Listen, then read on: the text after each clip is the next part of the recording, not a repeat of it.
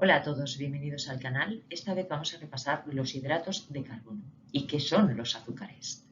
Como siempre te digo, si te gusta este tipo de contenidos, házmelo saber en comentarios y déjame un me gusta. Suscríbete al canal, es completamente gratis. Comenzamos. ¿Qué son los hidratos de carbono?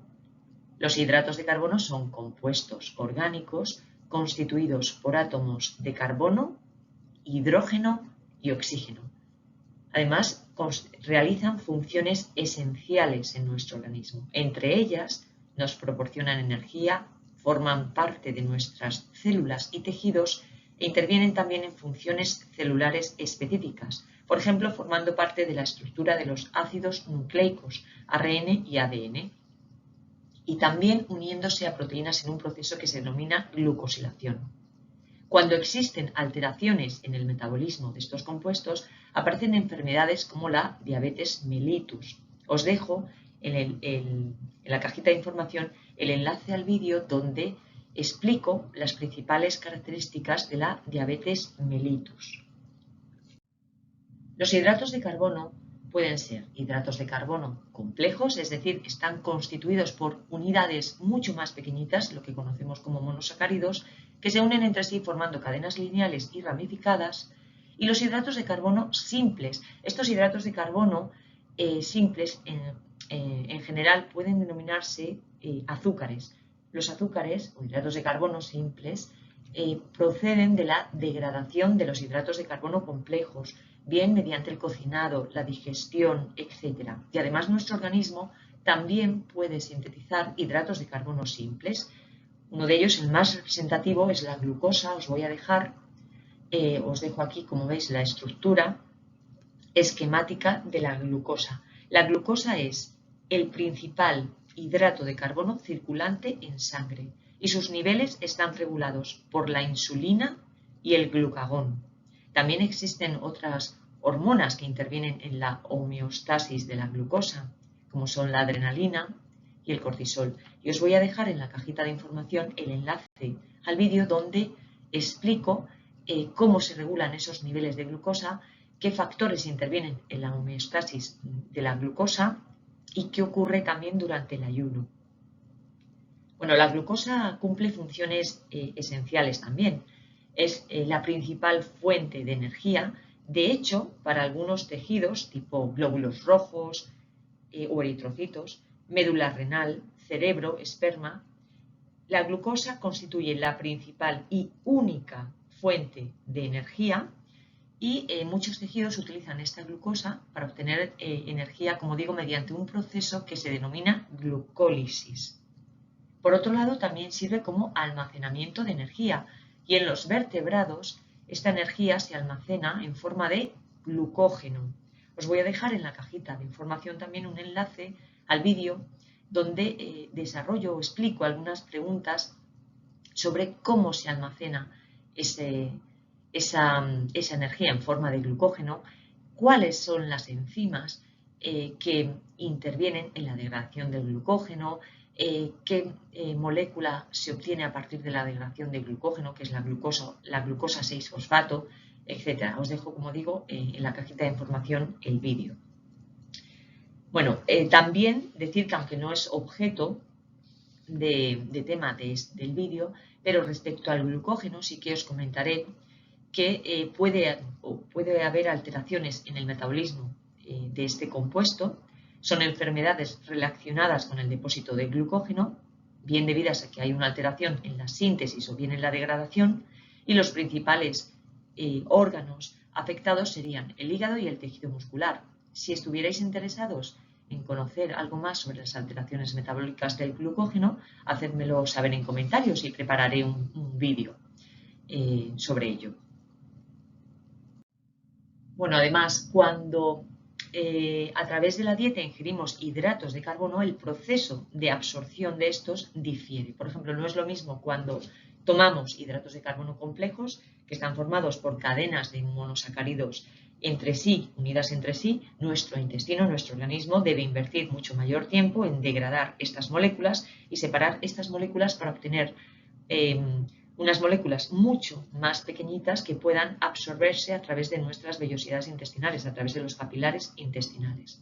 Por el contrario, cuando ingerimos hidratos de carbono sencillos, tipo disacáridos o monosacáridos, constituidos por 2 o por una unidad de azúcar, pues estos se absorben de forma mucho más rápida en nuestro organismo. Por eso os he representado ahí las dos gráficas de concentración plasmática respecto al tiempo, porque se requiere mucho mayor tiempo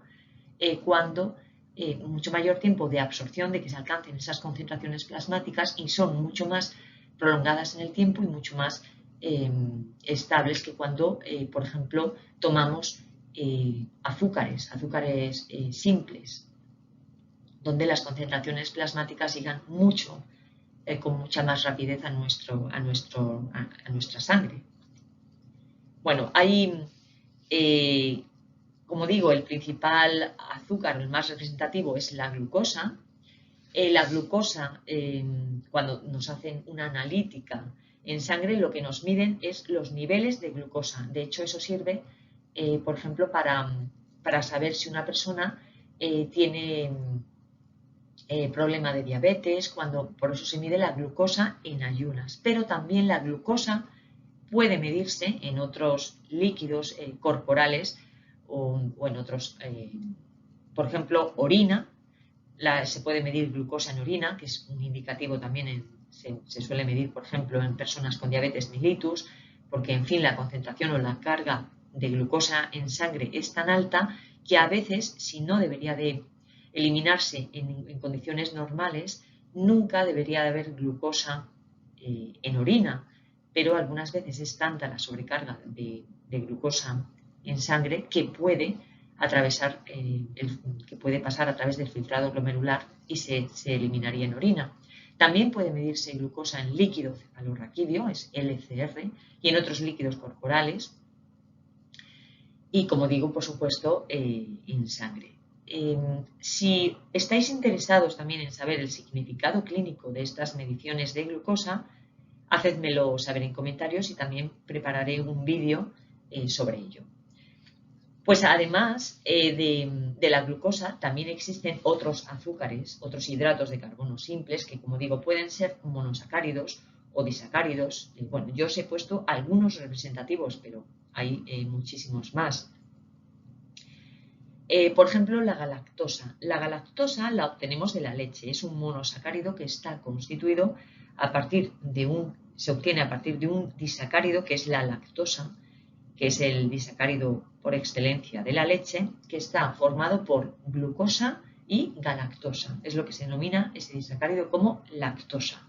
Las personas intolerantes a la leche, porque les falta el enzima, que es la lactasa, es una enzima que se encuentra a nivel intestinal y que es la enzima encargada de la degradación o de la separación de la glucosa y de la galactosa. Otro azúcar es la fructosa, es un monosacárido simple y la obtenemos a partir de la fruta.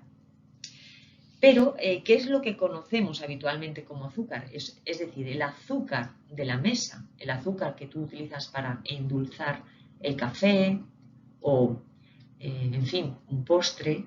Eso es lo que corresponde a la sacarosa. La sacarosa es lo que habitualmente conocemos como azúcar de mesa y está constituida por dos moléculas, es un disacárido y está constituido, como digo, por la unión de glucosa y fructosa. Y ahora vamos a hablar sobre un tema, bueno, para poneros a prueba y repasar el concepto de acidosis láctica. Bueno, pensad por un momento, ¿sabéis lo que es la acidosis láctica y por qué puede producirse y a qué se debería, a qué se debe que se pueda producir una acidosis láctica? Bueno, primero tenemos que saber que la acidosis es un proceso en el que hay un exceso neto de ácido frente al álcali. Básicamente, lo que ocurre es que hay un exceso de un ácido, que es el ácido láctico, y por eso, bueno, pues el pH de la sangre, pues, que debe estar siempre en unos niveles muy regulados, puede disminuir. ¿Y de dónde procede este ácido láctico? Bueno, el ácido láctico efectivamente puede proceder a través de un proceso que se denomina como lo hemos comentado antes, glucólisis. La glucólisis es un proceso metabólico de 10 pasos que a partir de glucosa vamos a obtener por transformación de la glucosa se obtienen 2 moléculas de piruvato y 2 moléculas de ATP y además también existe formación de NADH. ¿Qué pasa? Que en algunas circunstancias la entrada del piruvato puede estar reducida, la fosforilación a nivel de sustrato también disminuye, la respiración mitocondrial también disminuye y el ácido láctico se acumula. Hay que decir que como digo, la degradación de la glucosa produce las 2 moléculas de piruvato, también tiene lugar la formación de NADH y el piruvato puede tener 3 rutas. Por una parte, lo que se conoce como la oxidación del piruvato, con pérdida del carboxilo en forma de CO2 y la formación del acetilcoenzima A, lo que entraría también en el ciclo del ácido cítrico, el ciclo de Krebs. Luego también puede ocurrir una reducción del piruvato, es decir, tiene lugar la fermentación del ácido láctico y esto ocurre, por ejemplo, en casos de hipoxia, cuando hay ejercicio vigoroso. Y también hay que tener en cuenta que hay algunos tejidos, como la retina y los glóbulos rojos, que solo convierten la glucosa, o sea, a partir de glucosa van a obtener siempre lactato, incluso en condiciones aeróbicas. Y luego, por otra parte, pues en algunos casos, por ejemplo, en algunos tejidos vegetales, en determinados invertebrados, protistas, ocurre una fermentación. Pero bueno, eso no aplica en nuestro caso. Bueno, pues efectivamente hay una acumulación de ácido láctico que ocurre, por ejemplo, en situaciones de hipoxia, de necrosis, de shock o de parada cardiorrespiratoria. También en situaciones en las que hay interferencia en el metabolismo del acetilcoenzima A durante el ciclo de Krebs y entonces se produce una acidosis láctica. Finalmente, os comentaré que hay algunos parámetros que se emplean para determinar el pH sanguíneo. Y simplemente os he mencionado ahí algunos de ellos, como el bicarbonato, la presión de CO2 sanguínea, el cloro, el anión Ga. Si estáis interesados en conocer algunos de estos parámetros, la significación clínica, déjamelo saber en comentarios y también prepararé un vídeo sobre ello. Bueno, y hasta aquí el vídeo de hoy. Espero que te haya resultado de interés. Como siempre digo, muchas gracias por verlo, por pasarte por mi canal y bueno, y por suscribirte a él. Espero que nos veamos pronto. Hasta la próxima.